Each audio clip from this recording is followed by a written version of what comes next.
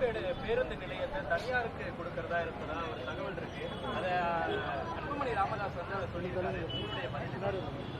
அவர் பாணியிலே சொல்வதென்றால், நேற்றைக்குத்தான் அவர் சீமான் அவர்கள் சொல்லிய ஒரு பதிலை கேள்வியாக கேட்கின்ற பொழுது, இன்னும் திருமணமே முடியவில்லை, இதற்குள் குழந்தைக்கு பேர் வைப்பதா என்றார். அதே பதிலை அவருக்கு கேட்கிறேன். இன்னும் அந்த இடத்தை எந்த பயன்பாட்டிற்கு கொண்டு வருவதென்றே முடிவெடுக்காத நிலையில் துபாயிலே யாரோ ஒரு ஷேக்கை பிடித்தது விசித்திரமாக இருக்கின்றது. இந்த 2024 ஆண்டு முடிகின்ற வரையில் அவருடைய இந்த பேச்சுத்தான் இந்த ஆண்டின் தலை சிறந்த ஜோக்காக அமையும். கோயம்பேடு பேருந்து நிலையத்தை பொறுத்தளவில் அவர் கூறியது போல் 66,000 ஏக்கர் பரப்பளவு அல்ல, 37,000 ஏக்கர் பரப்பளவு ஏற்கனவே பஸ் ஸ்டாண்ட் உபயோகத்தில் இருந்தது. ஒரு 6 ஏக்கர் பரப்பளவு ஆம்னி பேருந்து நிலைய பரப்பளவிலே இருந்தது. ஒட்டுமொத்தமான 43 ஏக்கர் பரப்பளவிலே இருக்கின்ற அந்த இடத்தை மக்களுடைய பயன்பாட்டிற்கு எந்த வகையில் அந்த இடத்தை பயன்படுத்தினால் சிறப்பாக இருக்கும் என்று தனியார் கன்சல்டன்டிடம் இந்த பணியை ஒப்படைக்கப்பட்டிருக்கின்றது.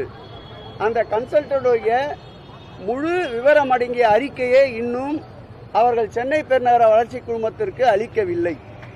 அவர்கள் சென்னை பெருநகர வளர்ச்சி குழுமத்திற்கு அளித்த பிறகு அது குறித்து மக்களுடைய கருத்து கேட்புக்கு பிறகு மாண்புமிகு தமிழக முதல்வர் அவருடைய மேலான கவனத்திற்கு கொண்டு சென்று அதன் பிறகுதான் மக்களுடைய பயன்பாட்டிற்கு எது உகந்ததாக இருக்கின்றதோ, எந்த திட்டம் செயல்படுத்தினால் மக்களுக்கு பயனுள்ளதாக இருக்குமோ அதை மக்களின் முதல்வர் மாண்புமிகு தமிழக முதல்வர் அவர்கள் முடிவு செய்வார்கள் என்பதை தெரிவித்துக் கொண்டு, கற்பனையான இது போன்ற வார்த்தைகளுக்கு, கற்பனையான இது போன்ற கட்டுக்கதைகளை தயவு செய்து உயர் பொறுப்பிலே ஒரு கட்சியை நிர்வகிக்கின்ற பொறுப்பிலே இருப்பவர்கள் தவிர்த்தால் நல்லது.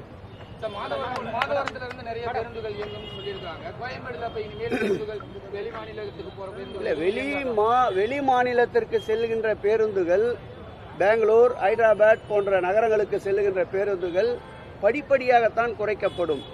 தற்போது தென் மாவட்டங்களை அடுத்து வேலூர் போன்ற மார்க்கங்களுக்கு செல்லுகின்ற பேருந்துகள் கிளாம்பாக்கு பேருந்து நிலையத்திலிருந்து இயக்கப்படும் என்று போக்குவரத்து துறை அமைச்சர் அவர்கள் அறிவித்திருக்கின்றார்கள். ஆகவே சென்னையினுடைய போக்குவரத்து நெரிசலை குறைப்பதுதான் இதில் முக்கிய அம்சம். படிப்படியாக பயணிகளுக்குண்டான தேவைகள், அடிப்படை வசதிகள் அனைத்தையும் உருவாக்க சிறிது சிறிதாக நம்முடைய கோயம்பேடு பேருந்து நிலையத்திலிருந்து பஸ்கள் இயக்குவது முழுமையாக கிளாம்பாக்கம் பேருந்து நிலையத்திற்கு கொண்டு செல்லப்படும். இந்திய கூட்டணி வந்து நீங்க சொன்னதா நல்லா இருக்கும். ரஜினி, கமல் உள்ளிட்டவர்கள் ஆதரவு கேட்போம் அப்படின்னு சொல்லியிருக்காங்க. எத்தனை பேரை தங்கள் தோள் மீது ஏற்றி வந்தாலும் திடம் தோள்கள் கொண்ட எங்களுடைய முதல்வர் வணக்கத்துக்குரிய தளபதி அவர்கள் இருக்கின்ற வரையில் தமிழகம் திராவிட மண்தான் என்பதை நிரூபிக்கின்ற வகையில் திராவிட மாடல் ஆட்சியில் பலனடைந்த இந்த 30 மாத காலங்களில் பலனடைந்த மக்கள் 40க்கு 40 பாண்டிச்சேரியும் உட்பட மாண்புமிகு தமிழக முதல்வர் அவருடைய உழைப்பிற்கு, அவருடைய மக்கள் நல திட்டங்களுக்கு பரிசாக அளிக்க தயாராக இருக்கின்றார்கள். வானதி போன்றவர்கள் வேண்டுமென்றால் சட்டமன்ற உறுப்பினர் பதவியை துறந்துவிட்டு சென்னையிலே இருக்கின்ற 3 நாடாளுமன்ற தொகுதிகளில் எதையாவது போட்டியிட்டு வெற்றி பெற்று காட்டட்டும். அவர் கூறுவதையெல்லாம் அதன் பிறகு நாம் ஏற்றுக்கொள்கிறோம். இது மேல கடுமையாக நீ பிரஸ் நியூஸ் வந்துச்சு ஒரு தலைப்பு. அதிமுகவோட முன்னாள் அமைச்சர் என்ன சொல்றாருன்னா, தூக்கத்தில் எழுந்து கேட்டா கூட பாஜகவோட கூட்டணி இல்ல அப்படின்னும், அதே போல திமுக கூட்டணி விரைவில் நெல்லிக்காய் மூட்டை போல சிதறும்னு சொல்லியிருக்காரு. அவருடைய கனவு பகல் கனவாகத்தான் இருக்கும்.